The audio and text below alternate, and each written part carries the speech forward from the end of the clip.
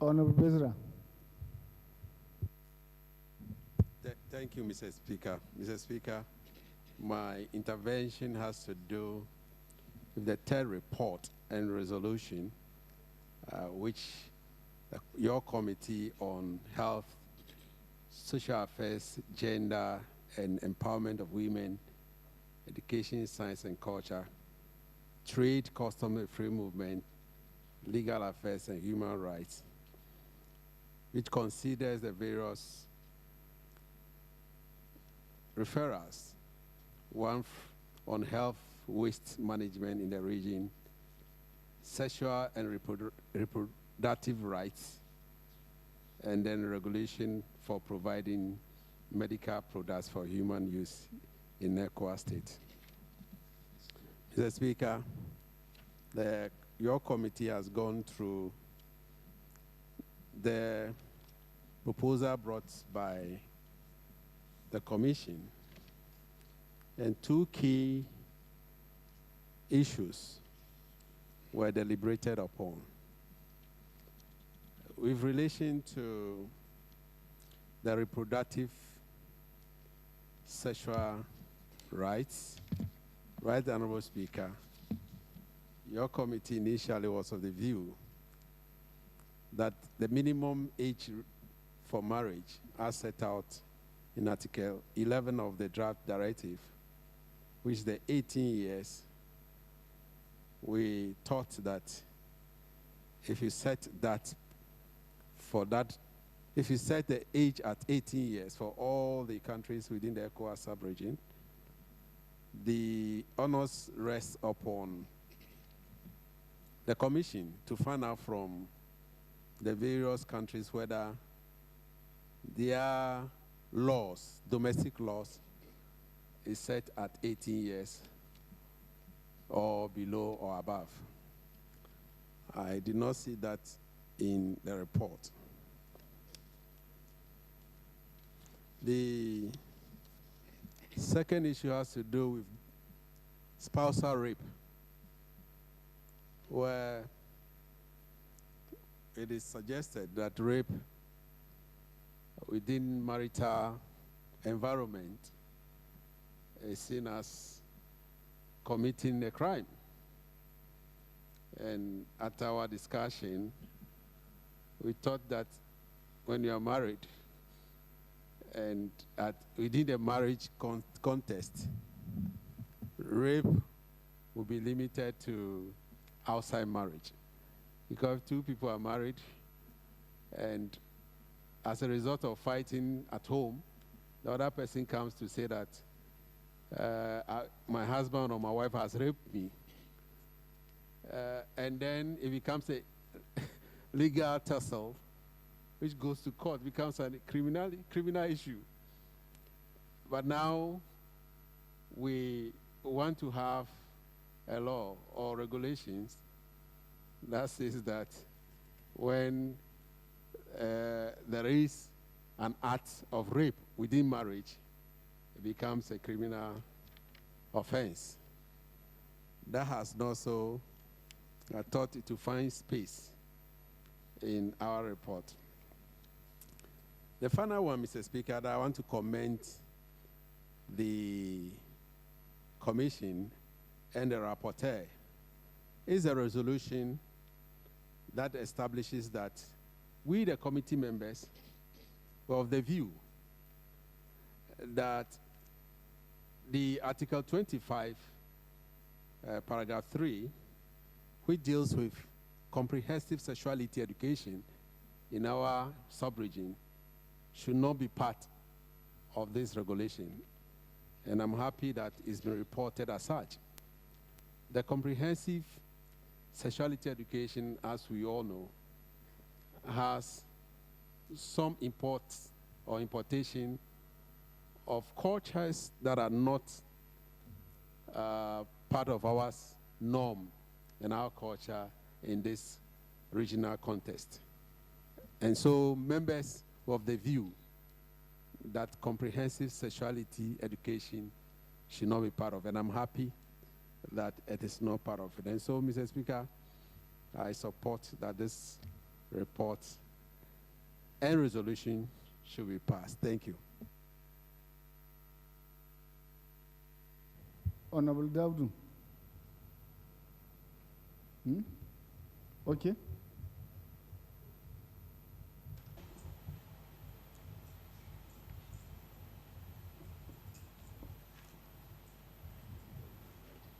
Honorable Dawdu. Is here. Okay. Oh, my brother. Thank you very much, Mr. Speaker. Of interest to me is the issue of the rape we're talking about. During the resolutions and the deliberations, the resolution did not stipulate sanctions or penalties in this particular regard. I am also interested in a situation where the rape is committed on vulnerable persons, especially people that the persons that have disabilities. What is the approach of the policy we're putting together in that regard? Thank you very much, Mr. Speaker. Fatima too.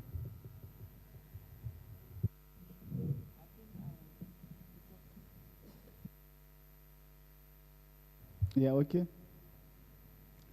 Okay, Honorable Salami. Thank you very much, Honorable Speaker.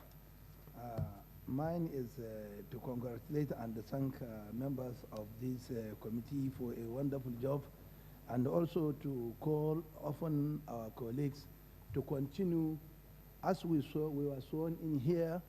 We sworn in that we are representing our people here, and our people. When we say our people, we are referring to their religion, their culture, their norms, and what have you. So I call upon all of us, whenever anything we come across while we are serving as in this parliament, we should not forget our background. We should not forget our people and all the religion, the culture, and what have you of our people. We should protect. We should not be deceived by some other people from far distance to come and trying to impose a culture which they, indeed there is the intention is not for our own good, but for their own good. And all these things that they are trying to say that we should do, like what my brother just mentioned, they can say that you cannot, to marriage is you have to reach 18 years. While we see it openly, they are doing not even normal sexual with the women, but instead they are doing homosexuality with 3 years, 2 years, 5 years, openly. They are using boys, other sex. They are doing homosexuality, and now they are trying to say that we should not give marriage to our daughters until they reach 18. So thank you very much, and thank the members of this committee for taking care of our culture, religion, and our background. So we should always please put in mind that we are representing people. We should not allow ourselves to be deceived by other people for their own good. Thank you very much. Thank you very much. Honorable Dr. Orlando. Obrigado, Sr. Presidente. Em relação ao relatório da Comissão Mista Saúde, Assuntos Sociais, Gênero e Promoção das Mulheres. Thank you very much, members of the Joint Committee on Cultural Affairs, Science, Education, Trade, Customs, Free Movement,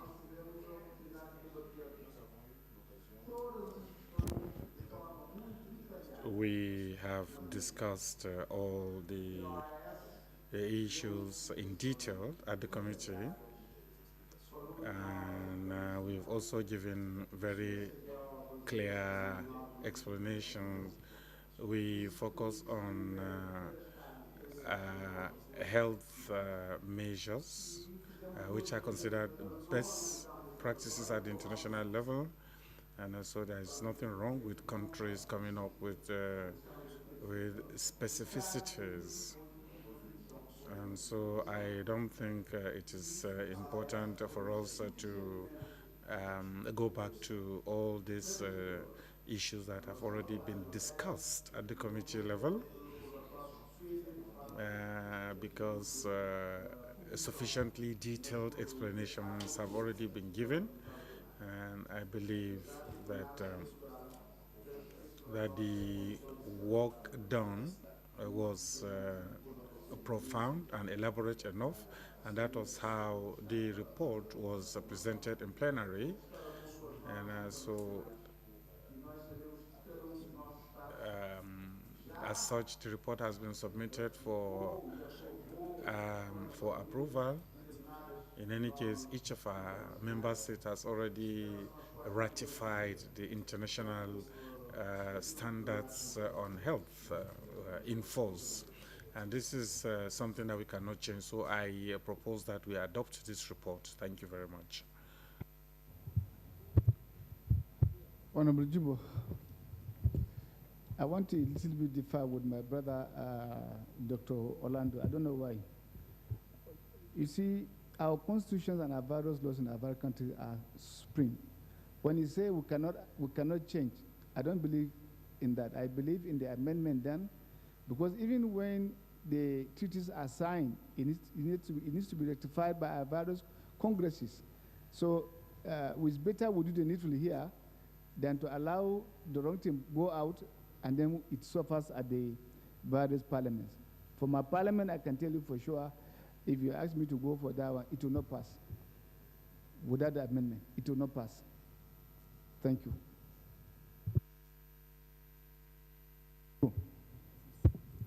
And then Siklimbe Ladi Ayamba. In that order, Jibo now have the floor.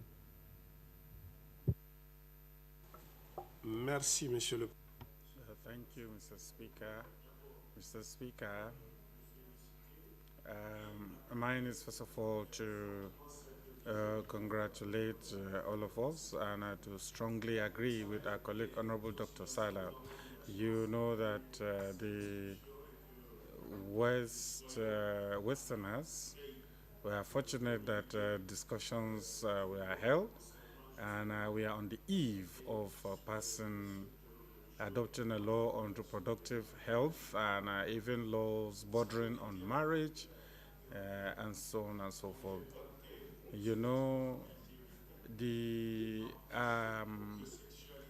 diabolical persons in the West came up with LGBTQ and other rules, so much so that today, even a child that is 5 years old could decide on a gender change, and they have been taught sexual matters even as early as 5 years, whereas here we are still talking about young girls married to 9, 10, 13, 14, and all this were considered pedophilia. Today, they've considered all this as pedophilia, and beyond that, they are talking about changing sexual orientation.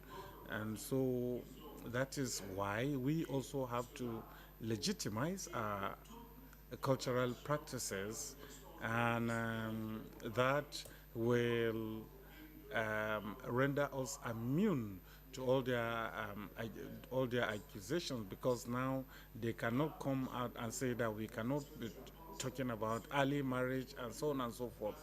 So, Mr. Speaker, I'd like to say that today, thanks to God and to this reflection that is being carried out within our community, today we are currently in the process of legalizing something which is well ahead of what they are doing. Thank you very much. Thank you very much. Honorable Secretary. Merci beaucoup, Monsieur le Président. Thank you very much, Mr. Speaker. Mr. Speaker, I would like to amplify what our colleagues have said. And I'd like to make this clarification to say that the texts we are talking about are directives. directives in a community do not have the same binding forces as regulations or supplementary acts.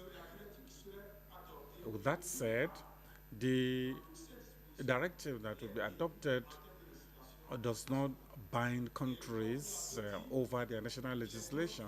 And like you said, the constitution supersedes or every other text at the supranational level. So these texts are mere directives, and this, in any case, does not cause any major problem to national text. That's the clarification I wanted to make. Thank you, Mr. Speaker. Honorable Ladi Amba. Thank you, Mr. Speaker. I had listened to my friend and brother Soklungbe, who was a member of the committee. I don't know, he was not able to cite any authority. He's only reciting what he was told. What he was told, that directive and regulations are not the same. If he had any authority, let him cite. He would have told us that he was told. He's speaking authoritatively. I am afraid that tomorrow, if anything changes, he will not be able to defend it. So he shouldn't tell us authoritatively that directive is not compelling. If it's not compelling, why are they bringing it to us?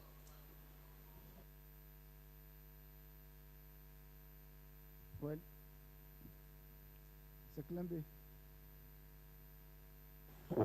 Merci beaucoup, Monsieur le Président. Thank you very much, Mr. Speaker. I believe that maybe Honorable Abiante did not understand me.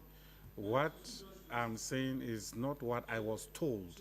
I am a lawyer, and these are universal principles in law, and nowhere is this a contradiction. So these are principles which are fundamental, international, universal, and they are the same all over. So it's not that I was told. Thank you very much, Mr. Speaker. Thank you. Honorable Ladi. Thank you, Mr. Speaker. Mr. Speaker, this is a very interesting topic to discuss and needs to be properly looked into. I have observed, gone through the paragraphs. I don't know, I might have left something out. But I haven't seen anything like in support of the male aspect, the men. Because if we are talking about gender, we shouldn't be referring to only women or girls.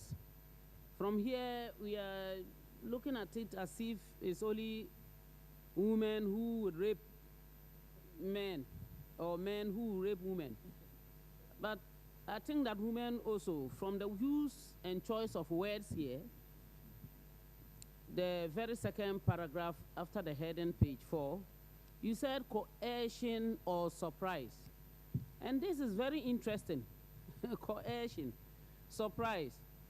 I have observed so many places, and sometimes, and maybe even there are people who I can confidently say either side, whether male or female, that have surprised their spouses with sex.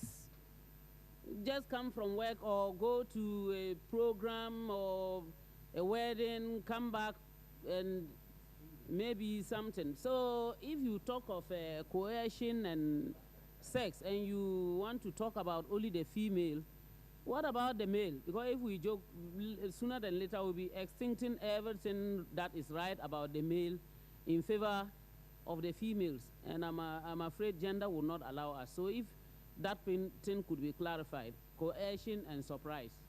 Well, I don't know. I thought as part of the recommendation of the committee, they mentioned to us that those areas are a sponge, if I got them right. And if they're a sponge, why do we need to play with language?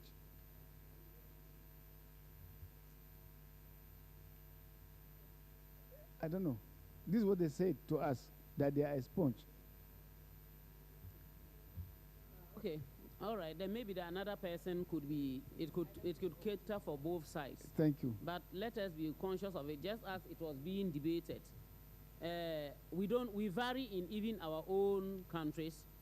So that do we vary in our own families, in our own homes, in our own marital spaces. Thank you. So coercion and surprises can be considered acceptable in some marriages and not acceptable in certain marriages or by some I don't know which spouses. kind of marriage in your own in the country of Africa that you know that is not acceptable. So Help well, us. I don't know. No, help us. That's why Salami was saying these are importations that are capable of distorting our cultural norms and religious value, which we don't accept. And I'm with the house in this case. Thank you. Thank you, Right Honorable Speaker.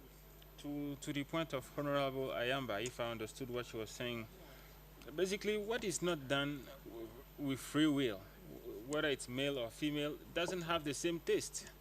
So we can't force people to do to do things on the grounds that it's our culture, right? I mean, it's an open discussion, right? Thank you. Thank you very much. Honorable Bezra. Thank you, Mr. Speaker. Mr. Speaker, I just need your direction and your interpretation as to whether directives, we should have a resolution on directives, because I've seen two different things. One is a directive and the other one is a regulation. Now, if we are to pass a resolution on directives, what's the import?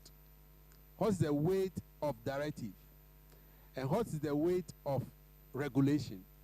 We should be clear in our mind that whatever resolution we pass here, whether it is a regulation or directive, we should be clear in our mind the weight upon these two different submission that was given to us, the referral that was given to us. Because one, if you look at the report we are looking at, there's one draft directive. In fact, two. One on health care waste management in the region, one on sexual reproductive health, and the other one is a regulation on procedures for providing medicinal products for human use in ECOWAS member states. And so we should be clear in our mind which resolution, and if we are passing resolution on the two, what is the weight of this? Thank you very much. Thank you. I now give the opportunity to the rapporteurs to respond to the issues raised.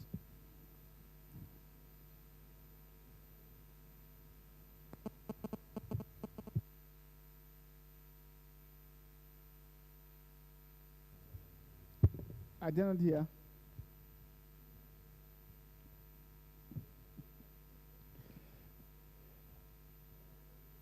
Adopted.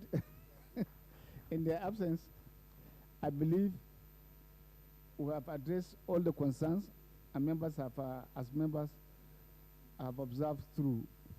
With this, I want to ask and pray that the House do adopt the three reports. Adopted? Thank you. In accordance with the work program of this ordinary session, our meetings in plenary sitting will continue on Tuesday, December 5th, 2023, from 10 a.m. The agenda of the plenary sitting will focus on the presentation of the following country reports: Liberia, Togo, and Sierra Leone. With this, I want to say sitting is here. No, it's, huh? Speaker. Okay, Ghana is added now. What I have is three. You don't want us to adjourn? You don't want us to adjourn? No, I want to just a quick one. Okay. Yeah, but you know, Okay. Ghana. I've raised a concern. Okay. That all these beautiful oversight documents that committee are working on, we must devise a mechanism to make follow-up on the issue of these resolutions, recommendations, so that it could be impacted. It's just one thing to go and conduct this thing, but dumping the document again without making follow-up, it doesn't make it. I think appreciated, maybe working ahead. We have in the Nigerian Parliament what is called Legislative Compliance Committee. This may serve right, but I think the Speaker, hopefully, by the grace of God, in the next assembly is listening, so that we can also have such kind of committee on legislative compliance. That will help us. With this, I want to adjourn the House like as we have finished the matter under discussion. House stand adjourned to tomorrow, 10 a.m. Thank you. 10. You have to do something like that. Legislative compliance. If you do that,